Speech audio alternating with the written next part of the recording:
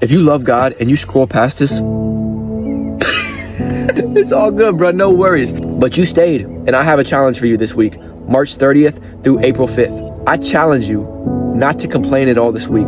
Don't let one single negative word come out of your mouth. As you know, this week is Easter. And think about what Jesus went through for us. He was betrayed, he was beaten, he was mocked, he was nailed to a cross. He suffered more than any of us ever will. And not once did he complain. In fact, the Bible says it was for the joy set before him that he went to that cross. So that means when Jesus went to the cross, he could have focused on the negative aspect of it, meaning like the pain, the suffering, the nails, the thorns, but instead he chose to focus on the prize he would get. And you know what the prize was? Literally you. Jesus knew what he was getting himself into. And I say that to say, every situation in life has two sides, a positive side and a negative side. And it's up to you what you focus on. For example, two people can live the same exact life. They can live in the same house, work the same job, drive the same car, deal with the same traffic and problems every single day. But one of them could be happy and one of them could be sad. Why?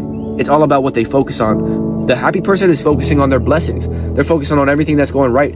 But the sad person is focused on everything that's going wrong. He's focused on all the negatives. And you literally get the option this week to be grateful or to complain. You can't do both. And not only that, man, but there is so much power in your words. The devil doesn't have to put a curse on you if he can get you to do it for him. The devil's going to try to give you thoughts this week about how your life is so unfair, about how nothing ever goes your way.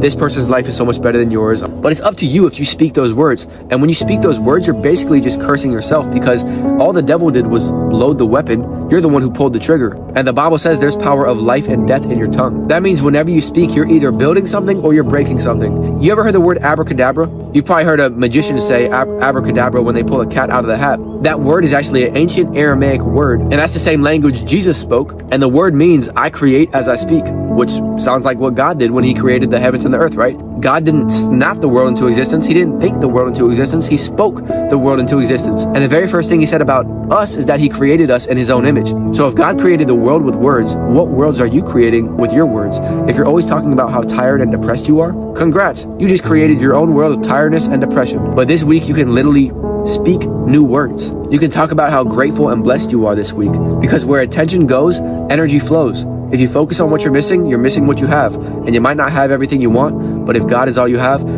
all you need. None of us have everything, but all of us have something. And it's Easter week. If Jesus rose out of that tomb for you, you could wake up and rise out of your bed and say, woke up this morning with breath in my lungs, giving God my praise.